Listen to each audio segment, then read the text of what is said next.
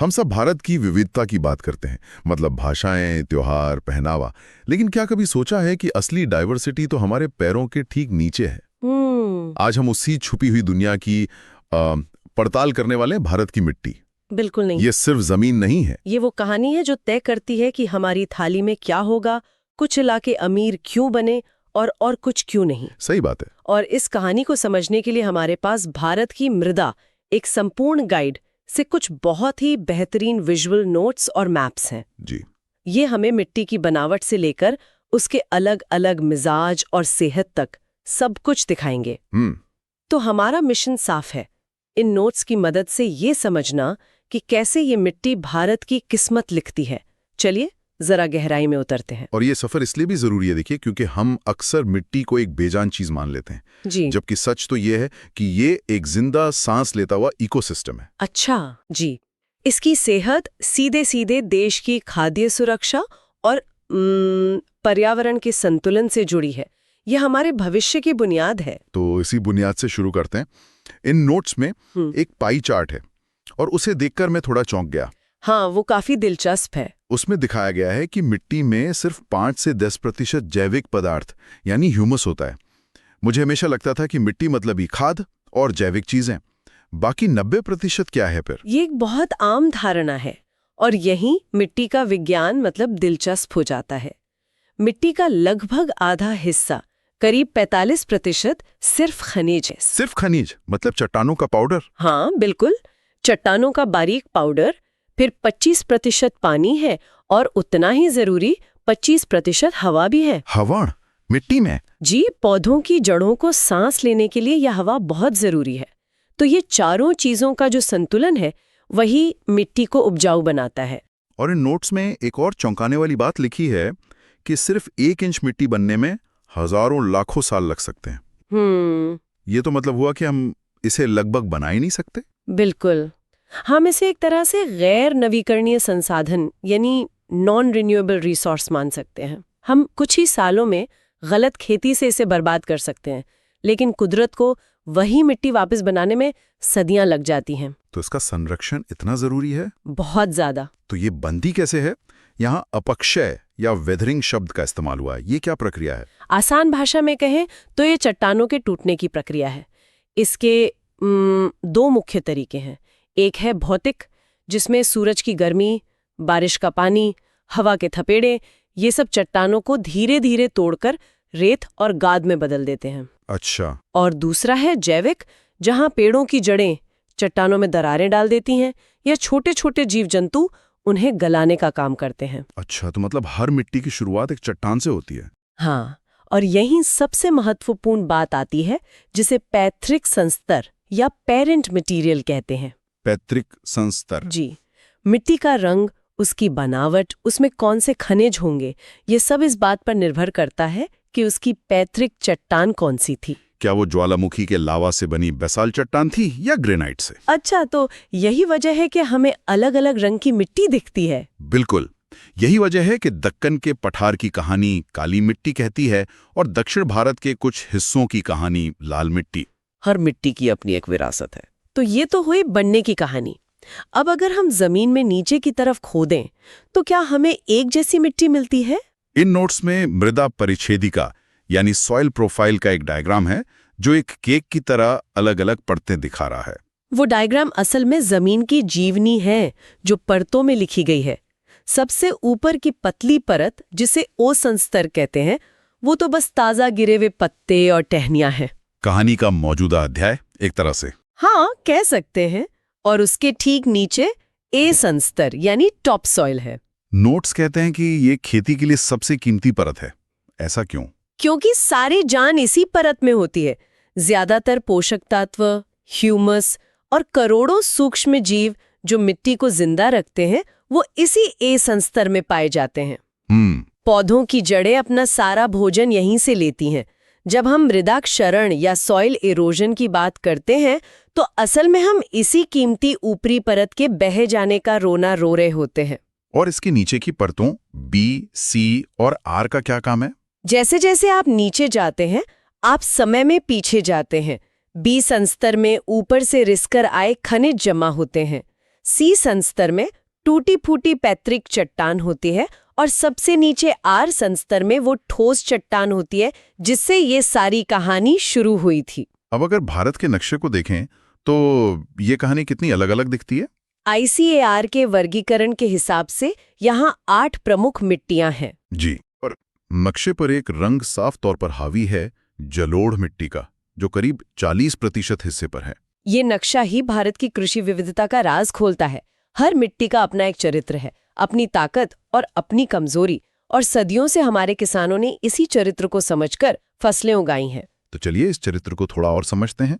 सबसे पहले जलोढ़ मृदा यानी एल्यूवियल सॉइल की ही बात करते हैं, जिसे हमारे नोट्स में भारत का अन्नदाता कहा गया है। ये उपाधि तो काफी बड़ी है। और ये बिल्कुल सही है। ये मिट्टी एक तरह से हिमालय का तोहफा है। जब गंगा, यमुना, ब्रह्मपुत्र जैसी नदियां पहाड़ों से उतरती हैं तो अपने साथ ढेर सारी बारीक और उपजाऊ गाद मतलब सिल्ट लाती हैं और उसे पूरे मैदान में बिछा देती हैं। हाँ, और उसे पूरे उत्तर भारत के मैदान में बिछा देती है।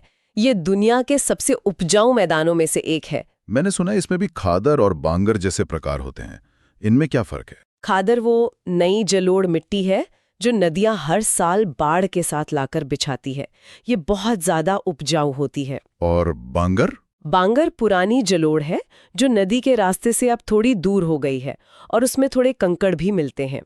रासायनिक तौर पर देखें तो इस मिट्टी में पोटैश और चूना तो खूब होता है, लेकिन नाइट्रोजन और फास्फोरस की कमी होती है। अच्छा, इसीलिए यहाँ यूरिया और DAP का इतना इस्तेमाल होता है। बिल्कुल।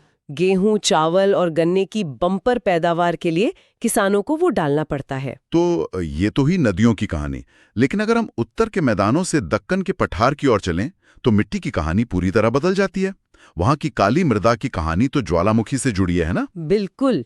ये मिट्टी लाखों साल पहले हुए ज्वालामुखी विस्फोटों से निकले लावा के ठंडा होने और टूटने से बनी है, इसीलिए इसका रंग काला है।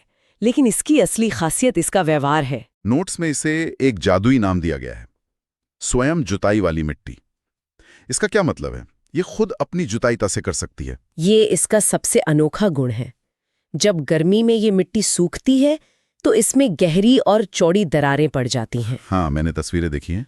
ये दरारें ट्रैक्टर के हल जैसा ही काम करती हैं, हवा को मिट्टी में बहुत गहराई तक पहुंचाती हैं। फिर जब पहली बारिश होती है तो पानी इन्हीं दरारों से अंदर जाता है और मिट्टी फूलकर बंद हो जाती है और नमी को अपने अंदर कैद कर लेती है। कमाल है। इसकी पानी सोख कर रखने की क्षमता कमाल की है। और शायद यही गुण इसे किसी खास फसल के लिए जरूरी बनाता होगा। आपने बिल्कुल सही पकड़ा। पानी को लंबे समय तक धोरे रखने की यही क्षमता काली मिट्टी को कपास की खेती के लिए भारत की सबसे बेहतरीन जमीन बनाती है। कपास के लिए? जी, ये कोई महज किताबी तथ्य नहीं है। इसी एक गुण ने दक्कन के पठार को भारत का ऐतिहासिक कॉटन बेल्ट बना दिया। इसने सदियों तक व्यापार, कपड़ा उद्योग और मुंबई जैसे शहरों की किस्मत तय की है। उस मिट्टी ने उस पूरे क्षेत्र की आर्थिक कहानी लिखी है। कमाल है। मतलब मिट्टी सिर्फ फसलें नहीं, इतिहास भी उगाती है। अच्छा, मिट्टी की दुनिया में कुछ एकदम विपरीत कहानियां भी होंगी, जैसे एक तरफ बहुत ज्यादा पानी और दूसरी तरफ बिल्कुल सूखा। बहुत बढ़िया सवाल है। भारत में ये दोनों ही एक्सट्रीम देखने को मिलते हैं। एक तरफ है लैटराइट मृदा यानी लैटराइट सॉइल, जो उन इलाकों में बनती है जहां जबरदस्त बारिश होती है, जैसे पश्चिमी घाट या उत्तर पूर्व में। अच्छा। यहाँ निक्षालन या लीचिंग की प्रक्रिया होती है। लीचिंग? ये क्या होता है? इसे ऐसे समझिए जैसे आप कॉफी बना रहे हो। बाहरी बारिश गर्म पानी की तरह मिट्टी से गुजरती है और अपने साथ सारे जरूरी पोषक तत्व जैसे सिलिका और चूना घोलकर नीचे ले जाती है या बहा देती है। तो ऊपर क्या बचता है? ऊपर सिर्फ आयरन और एल्यूमिनियम के ऑक्साइड बच जाते हैं। इसीलिए ये खेती के लिए बहुत अच्छी नहीं मानी जाती। तो फिर इसका क्या उपयोग है? इसका उपयोग बहुत ही अनूठा है। भीगने पर ये मिट्टी मक्खन जैसी मुलायम हो जाती है, लेकिन सूखने पर पत्थर की तरह सख्त। अच्छा। इसी गुण के कारण इसका इस्तेमाल पारंपरिक रूप से ईंट बनाने के लिए होता आया है। लैटराइट शब्द लैटिन के लैटर से आया है, जिसका मतलब ही ईंट होता है। तो इससे घर बनते हैं? हाँ, हालांकि सही प्रबंधन से अब इसमें काजू, चाय और कॉफी जैसी फसलें भी उगाई जाती हैं। और इस कहानी का दूसरा सिरा यानी सूखी मिट्टी, वो है मरुस्थलीय मृदा, जो राजस्थान और गुजरात के कुछ हिस्सों में मिलती है। ये रेतीली है, इसमें नमक की मात्रा ज्यादा है और पानी की जबरदस्त कमी। लेकिन इंसान की इंजीनियरिटी देखिए, इंदिरा गांधी नहर जैसी परियोजनाओं ने यहाँ भी खेती को मुमकिन बना दिया है। इन नोट्स में लाल पीली मिट्टी का भी जिक्र है, उसकी क्या खासियत है? लाल मिट्टी का रंग उसमें मौजूद आयरन ऑक्साइड के कारण है। ये मिट्टी ज्यादातर प्रायद्वीपीय भारत में मिलती है। ये जलोढ़ जितनी उपजाऊ तो नहीं होती, लेकिन दालों और मोटे अनाजों जैसे ज्वार, बाजरा। हाँ बिल्कुल, ज्वार, बाजरा, रागी इन सब के लिए बेहतरीन है।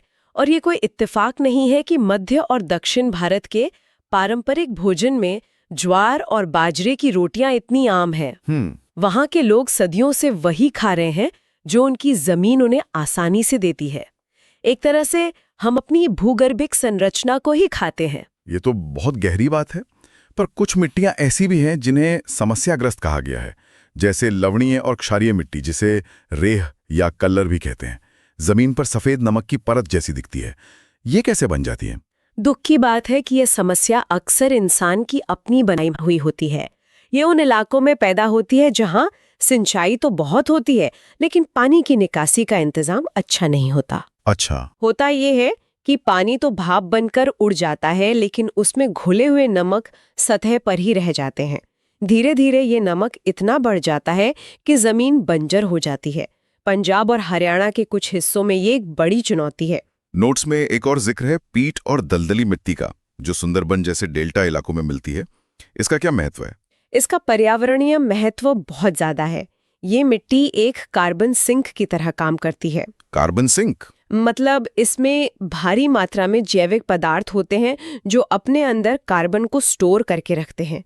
जब हम इन दलदली जमीनों को सुखाते हैं या नष्ट करते हैं, तो ये सदियों से जमा कार्बन वापस वायुमंडल में चला जाता है और क्लाइमेट चेंज को बढ़ाता है। तो इन इकोसिस्टम को बचाना बेहद जरूरी है। बहुत जरूरी है। इन सब समस्याओं को देखते हुए क्या कोई समाधान भी है? इन गाइड में मृदा स्वास्थ्य कार्ड योजना पर काफी जोर दिया गया है। ये क्या है?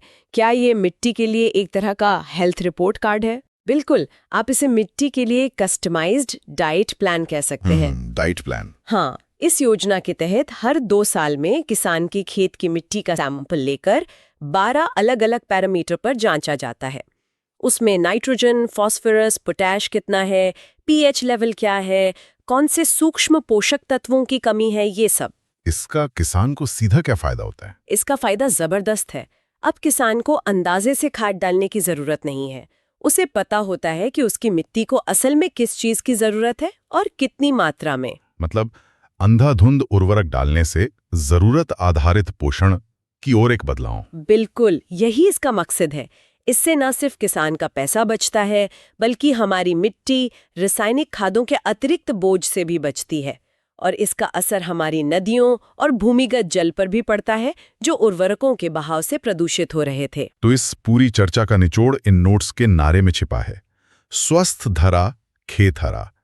अगर मिट्टी की सेहत अच्छी है तभी हमारे खेत लहलाएंगे। और सेहत का सबसे बड़ा राज है मिट्टी में जैविक कार्बन की मात्रा बढ़ाना। जैविक कार्बन? जी, जैविक पदार्थ एक स्पंज की तरह काम करते हैं।